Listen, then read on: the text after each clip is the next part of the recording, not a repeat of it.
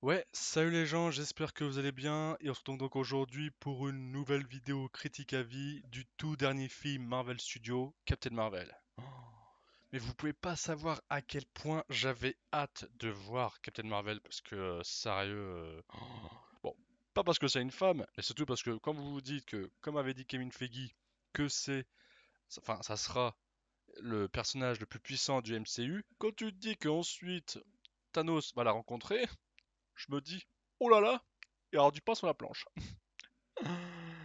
Il va galérer, hein. Mais bien évidemment que, bon, bah, je veux dire, elle est pas hyper cheatée, hein, on l'espère en tout cas, mais je pense pas quand même.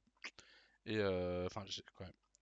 Et que, en tout cas, voilà, quoi, j'avais vraiment hâte de la découvrir parce que, bah, je ne connaissais rien d'elle et ça m'avantage parce que c'est un avantage parce que, du coup, bah, je ne peux que être satisfait et content de ce film et de l'héroïne. Et ô combien, oui, que je l'adore, l'héroïne. Après, le film, c'est notre histoire. Donc, bien évidemment, vous connaissez la chanson, hein, donc je vais parler comme d'hab du casting, du scénario et mon avis, avec une petite partie spoiler, bien évidemment, et puis ensuite l'avenir. Cela va de soi. Donc, bah, pour commencer, donc dans le casting, alors là, c'est, j'aime bien, dans les réalisateurs, on a donc deux personnes, j'allais dire deux personnages, deux personnes qui sont à la réalisation, comme si la femme pouvait pas gérer à elle seule le film. Enfin, je veux dire, voilà quoi. Je suis très loin du mec, un an, les hommes doivent toujours être au-dessus de tout. Non, je suis pas ce genre de mec, donc merci. Donc on a affaire donc à Anna Boden et Ryan Fleck. Bon, ok, donc ils sont à la réalisation. C'est vrai que quand même, heureusement qu'il y a une femme aux commandes. Bah, je veux dire, qui mieux qu'une femme pour mettre en valeur une femme, quoi. Mais après, je dis rien contre les hommes, hein, mais voilà, quoi. Je trouve quand même que c'est bien, quoi. Je sais que pour Wonder Woman de DC, il y avait juste la femme, dont le nom de la réalisatrice c'est Patty Jenkins. Et ouais, et là, vous pouvez vérifier, hein, si vous voulez. Mais voilà. Mais sinon, ouais, pour le Captain Marvel, bon, bah, je sais pas pourquoi ils ont pris deux personnes. Enfin, voilà. Ensuite, donc dans le rôle de Captain Marvel, Carol Danvers, Brie Larson. Oh, je la connaissais déjà auparavant, elle avait joué dans 21 Jump Street et ça fait un moment quoi qu'elle avait joué dedans. Je sais plus comment est-ce que était sorti le film, mais c'est vrai qu'elle a beaucoup changé depuis quoi. Elle devait avoir 20 ou 21. Là, elle a 28, donc quand elle a tourné, donc voilà quoi. Elle est canon quoi. Je veux dire, faut dire ce qui est quoi. Enfin, moi je l'adore quoi, perso. Ensuite, Samuel L. Jackson dans le rôle de Nick Fury, hein. Bah donc lui, pas besoin de le présenter, hein. Ensuite, Jude Law qui joue le rôle donc de Yon Rogue, voilà quoi, tranquille. Au calme, on se prend Jude Law, hein, au calme. Ensuite, il y a Ben Mendelsohn qui joue le rôle de Talos, ok. Donc ouais, c'est bah, en même temps comme il a joué dans la spin-off de Rogue One. Donc le mec tranquillou, en mode ça t'intéresse? Tiens, un nouveau projet Marvel, enfin un nouveau projet Disney, tiens, ça te dit tourner dans le prochain Captain Marvel? Carrément. Et ouais, si on peut se faire des sous, pourquoi pas? Pourquoi refuserais-je? Voyons. Ensuite, on a Annette Bening dans le rôle de l'intelligence artificielle. Bon bah ok, là, on la découvre, hein. Ensuite, Clark Gregg dans le rôle de Phil Coulson. Bah oui, parce que bon, le film se déroule durant les années 90. Est-ce qu'il y a besoin de le préciser? Et est-ce qu'il y a vraiment besoin de le présenter? Il a joué dans Avenger, le premier. Oui, oui. Et comme ça se déroule dans le passé, bah c'est bon quoi. Il n'y a pas encore Moui. Ensuite, on a Jimon Unsu qui joue le rôle de Korat. Donc je sais pas si vous vous souvenez, en fait, il avait joué dans en fait les Gardiens de la Galaxie. Donc il était le bras droit, si vous voulez, de Ronan. Donc c'est pour ça, là, on le redécouvre, mais bien plus dans le passé, enfin, bien plus en avant, quoi. Bien, enfin, dans le passé, quoi. Voilà, tout simplement. Et ensuite, bah, Lipis dans le rôle de Ronan, l'accusateur. Donc tranquillou, comme il n'est pas encore mouillé lui non plus, bah du coup, tranquillou, on revient dans le passé et il est encore en vie. Ouais. Bon bah voilà, hein, franchement tranquille. Hein, je veux dire maintenant ils sont fait, genre, ils ont montré qui c'est les patrons, hein, Marvel Studios. Ils se sont fait une image et maintenant ils peuvent, avec l'argent qu'ils se sont fait, des succès qu'ont eu leurs films, se permettre d'avoir des acteurs connus, hein, et cotés, on peut dire ça aussi. Enfin voilà quoi. Donc un bon petit casting, bien sympatoche, et puis bah, tranquillou quoi. Voilà. Donc bah, ensuite pour parler du scénario, bah, c'est vrai qu'en fait quand le film se commence, bah, en fait déjà rien qu'en tête, tu te dis bon bah du coup on veut comprendre parce qu'on sait que donc on comprend jusque là et nous on n'a qu'une seule envie c'est de savoir mais pourquoi on la connaît pas depuis tout ce temps quoi. Je veux dire voilà quoi. T'avais qu'une seule envie, c'est de connaître donc déjà de un comment elle a eu ses pouvoirs et de deux pourquoi elle était absente pendant tout ce temps. Donc en fait le film je le voyais donc quand je voyais l'actrice oh là là, super machin et tout et puis et finalement bah le film se déroule et puis bah ça monte crescendo et puis voilà quoi. Après pour le film bon, bah comme vous savez comme avait dit Kevin Feige il y a les Skrulls donc en fait les Skrulls donc c'est les méchants et du coup bah on les Kree l'ont sauvé une seconde fois enfin l'ont sauvé quoi. Et du coup, ils l'ont récupérée et puis elle était quasiment morte, quoi. Et du coup, ils ont pu la sauver. Et puis voilà, quoi. C'est devenu une crie, quoi. Et du coup, à un moment donné, il y a une mission pour sauver un de leurs espions. Et à un moment donné, bah, les Skrulls la capturent, quoi. Voilà. Et puis ensuite, du coup, bah, je vais pas trop en dire, quoi. Mais et ensuite, on va chercher à comprendre qui elle est, quoi. Voilà. Donc voilà, franchement, pas trop de temps mort et voilà. Donc, mon avis, alors franchement, moi perso, j'ai adoré quoi. Sérieux, le film, il n'y a pas de temps mort, comme j'ai pu le dire. Et franchement, l'actrice, je l'adore, quoi. C'est le film, je l'adore aussi, quoi. Et pourtant, voilà, quoi, je vais pas faire le mec tout public, hein, mais enfin, après les effets spéciaux, c'est génial. Enfin, pas trop de problèmes. Bon, bah voilà. Hein, les acteurs jouent bien. Ah oui, puis c'est vrai qu'il faut parler aussi quand même de du rajeunissement numérique de Samuel L. Jackson.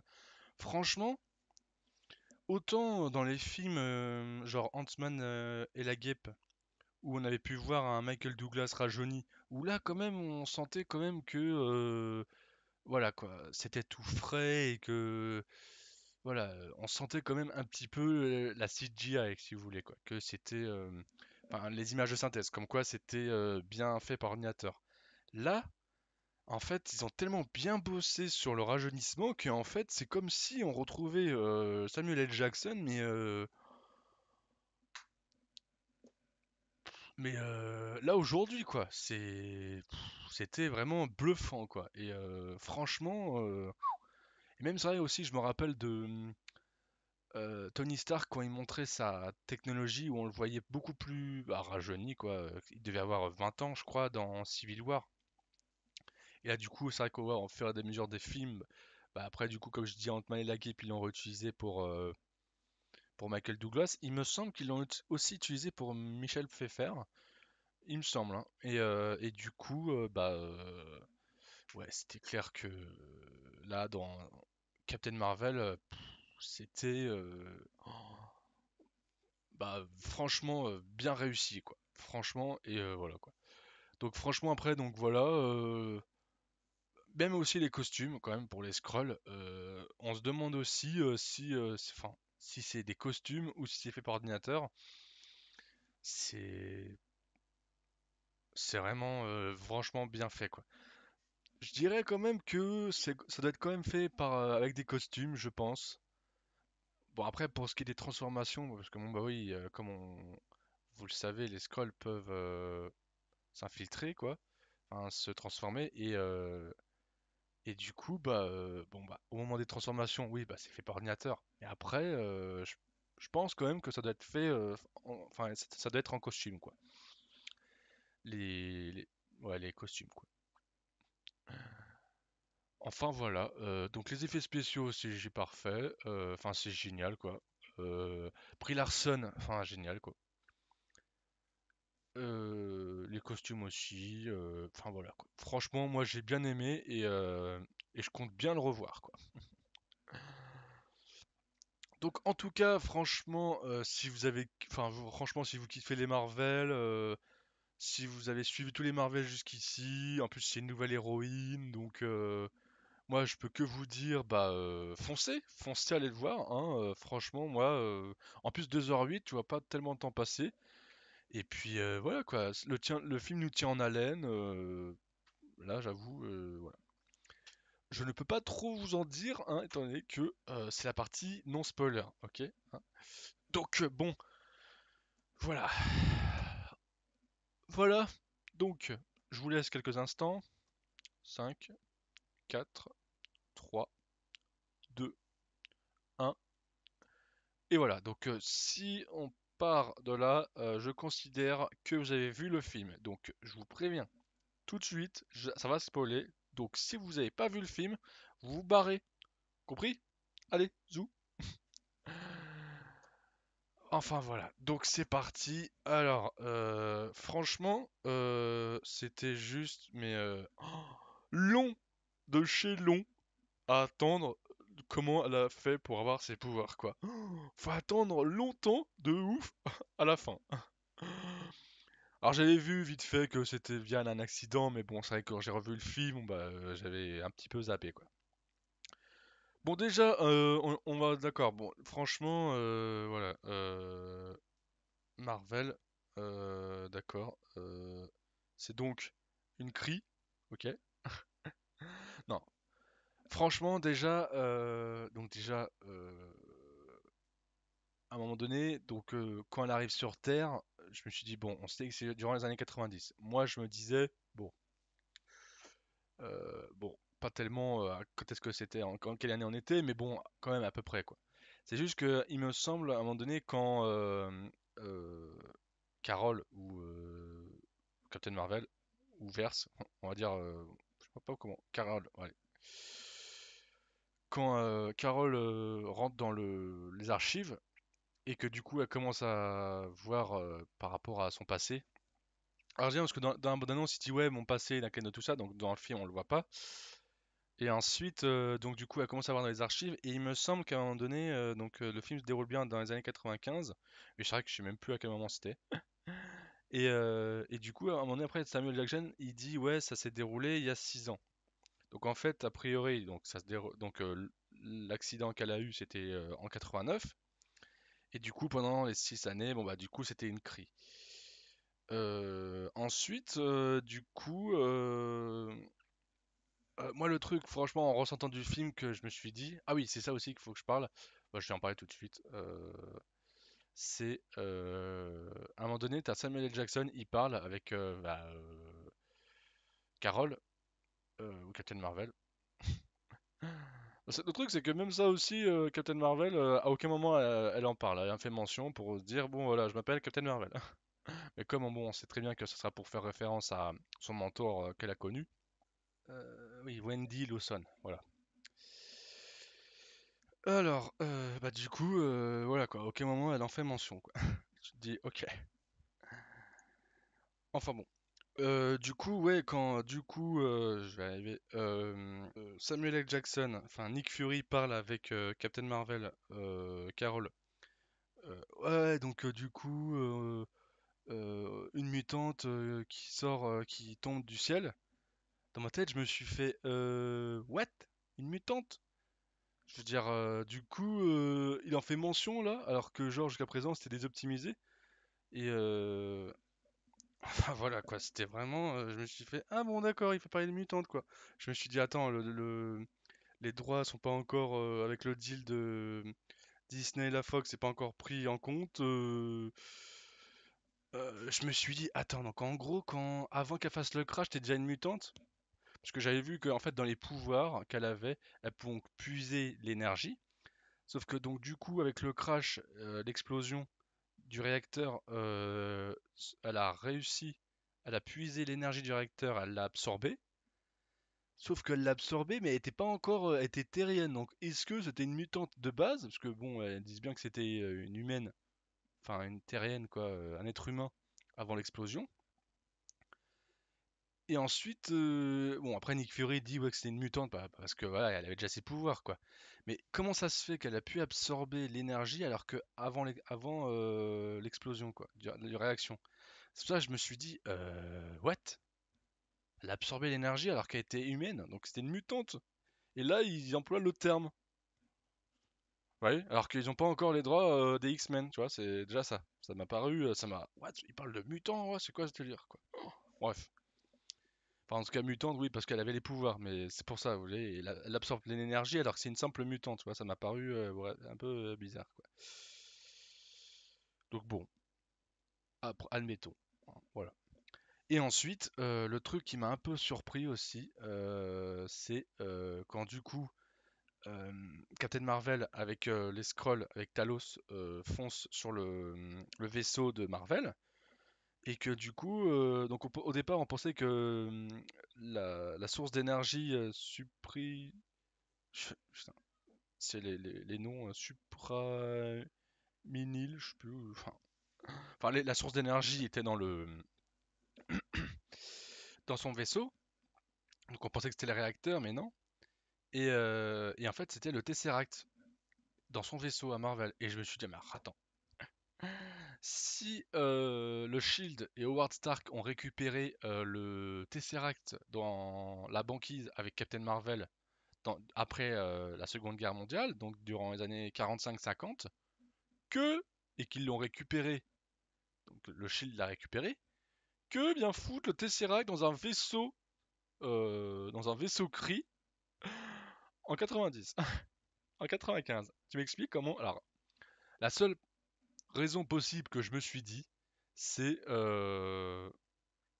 bah en fait genre comme du coup c'était infiltré et qu'elle faisait partie de l'armée aérienne quoi, l'armée ouais, l'armée de ouais, l'armée aérienne quoi, enfin l'US Air Force quoi. Et ben je me suis dit ouais elle fait partie de l'US Air Force donc du coup peut-être qu'elle a dû demander à genre au Shield pour faire des études dessus, des recherches machin. Voilà. Parce que bon, ils en parlent pas. Le Tesseract était chez le Shield. Et là, donc dans les années 50, et en 90, en 95, le Tesseract se retrouve dans un vaisseau Kree, quoi. Tu m'expliques comment hein, le Tesseract a fait pour aller du Shield à ce vaisseau. Ils ont fait pas mention. Je suis d'accord, ok. Donc du coup, bon bah ouais, après, finalement, Yon-Rogg qui s'est fait passer pour le mentor qui a pris la place de Sandy Lawson, quoi. Et après, du coup, elle découvre tout. Puis après, bah, je veux dire, Captain Marvel qui envoie du pâté contre les militaires et les unités de Kree, là, de Ronan. Elle pète tout. Alors, j'aime parce que au moment où elle arrive sur le vaisseau de Yon-Rogg, et qu'elle le pète, je sais pas pour vous, moi, ça m'a rappelé la séquence, enfin, la même action, même mouvement que quand t'as Superman qui pète Zod dans Man of Steel. Donc je me suis dit quand même qu'il y a eu des... Enfin, peut-être pas des copiages, mais ils sont inspirés peut-être. Ou, enfin, ouais, voilà. Peut-être une dédicace, quoi. Ouais, peut-être qu'ils s'en sont inspirés en hommage, quoi. Enfin, en tout cas, c'est la sensation que j'ai eue, quoi. Parce que quand elle arrive, elle fonce avec son droit, quoi. Son coup de poing droit, quoi. Et puis, voilà, quoi. Elle tape contre le petit vaisseau de Yon Rogg. Enfin voilà, donc ah ouais, puis après, quand du coup, donc, elle pète un vaisseau Kree à elle toute seule, hein, et ensuite, bah, elle arrive devant le vaisseau de Ronan, ah, et puis on voit en plan large, elle pète son poing contre son autre poing, et on voit la ligne là de son énergie sur tout le long du vaisseau. Oh là là là là là là. Mais ça a fait bizarre de revoir Ronan, bah du coup plus jeune, et du coup ça faisait bizarre quoi, sérieux. En plus c'est bien parce que du coup quand on voyait les vaisseaux de Ronan, donc c'est vrai que bon, bah, du coup c'est dans le passé donc les vaisseaux sont plus neufs, hein. Alors que dans le passé, enfin dans les Gardiens de la Galaxie tu vois les côtés chaque côté du vaisseau, tu sais, se pivoter vers l'avant ou vers l'arrière en fonction quand il tourne ou quand il s'avance. C'est pour ça, ouais, ça faisait bizarre, quoi. Mais c'était marrant. Enfin, c'était sympa, quoi. Et ensuite, alors après, bon, c'est vrai que comme je disais, ça montait crescendo. Jusqu'au final, le seul moment d'action où on la voit en tant que Captain Marvel, bah, c'est comme je dis, elle pète tout, quoi.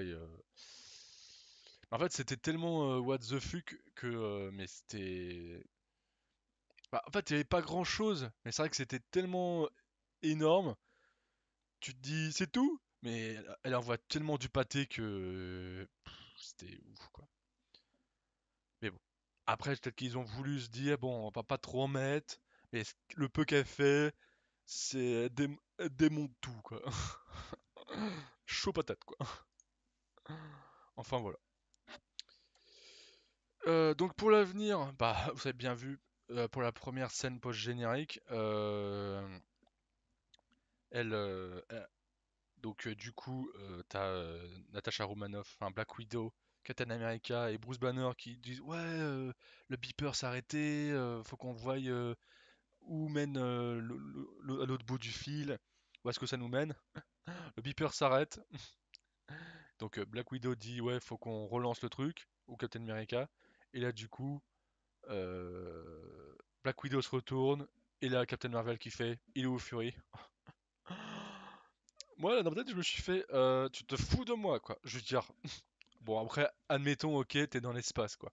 Mais je sais pas, quoi, même si t'es sur la Terre, enfin, je sais pas. Bon, à mon avis, je pense qu'elle devait être dans l'espace, et du coup, elle a foncé directement sur la Terre. Et ouais, enfin, après, je sais pas, elle a dû voir. Enfin, ouais. Je me dis, soit t'es sur la Terre, t'as dû te rendre compte quand même que les gens ils disparaissaient, soit t'étais dans l'espace. Mais bon, c'est vrai qu'entre le temps où il bip, c'est vrai qu'il doit y avoir au moins quelques années, quoi. Mais elle a dû mettre pas mal de temps, hein. J'ai hâte de voir quand même le temps qu'il y aura quand même. On apprendra ça dans Avengers Endgame, quoi. Au moment où il envoie le bip et où elle arrive, quoi. Parce qu'il doit y avoir bah, quelques années, hein, peut-être 3-4 ans à mon avis aussi, ou un an, on verra. Bah, je pense quand même un an, parce que si du coup il y a un an entre 2018, enfin Avengers Infinity War et Avengers Endgame, ouais, je pense qu'il doit y avoir un an, quoi. Et du coup, la seconde pause générique, bah, c'est le chat, Goose, ou le Berserk, qui recrache le Tesseract. Oui, bah oui, ouais, ouais, ouais. Mais ça explique pas comment il a fait pour passer du Shield au vaisseau. Voilà. En tout cas, j'ai vraiment hâte de revoir Captain Marvel dans Avengers Endgame, quoi. Et ça fait tellement plaisir, en fait, je me dis, de voir enfin une femme. Parce que au départ, on avait Scarlett Johansson, quoi, Black Widow. Bon, voilà. Dès que je sais pas pour vous, hein. Genre, on la voyait, mais elle était pas, tu vois, sexy, entre guillemets, hein. Et dès que t'as Scarlet Witch qui arrive, oh là là, attention, hein, les décolletés, ça commence, hein. Je veux pas faire le mec, hein, mais bon, voilà, quoi. Alors là, quand t'as Captain Marvel qui va arriver, elle va tout te mettre à poil. Non, je déconne. Je plaisante, ça va, ça va. C'est juste que ça fait plaisir de voir, puis là, il y a aussi la guêpe qui va arriver, quoi. Mais que, donc, l'équipe est en train de se renouveler. Mais qu'en même temps aussi ça penche dans la balance et qu'il y a plus de femmes. Voilà quoi. Donc bien évidemment que bon, bah, voilà, c'est des femmes, bon, voilà. Du coup, ça nous fait plaisir à l'œil, quoi, pour les hommes aussi, de voir, enfin, en tout cas pour moi, je suis pas un macho, de voir des femmes, quoi. Et là, en plus, c'est elle qui devrait reprendre le leadership de l'équipe. C'est pas négligeable, quoi. Enfin bon, voilà, donc j'espère que cette vidéo critique à vie vous a plu. J'ai fait le tour, hein, du film. J'ai kiffé le film. J'ai kiffé le film, là, j'ai kiffé la super-héroïne. Qu'est-ce que je voulais que je vous dise, moi? Je vais le revoir, là, et puis je suis patate, quoi, hein. Enfin, voilà, quoi. Enfin bon, en tout cas, donc j'espère que cette vidéo vous a plu. N'hésitez pas à mettre un like, enfin, vidéo critique à vie vous a plu. N'hésitez pas à mettre un like et un commentaire, à passer sur la page Facebook. Et puis voilà, quoi. Donc voilà. Donc on se retrouvera donc pour la semaine prochaine pour une nouvelle vidéo et dans un mois et demi pour la critique à vie d'Avengers Endgame. Ne me remerciez pas, sauf faire pas à la maison. Allez, salut.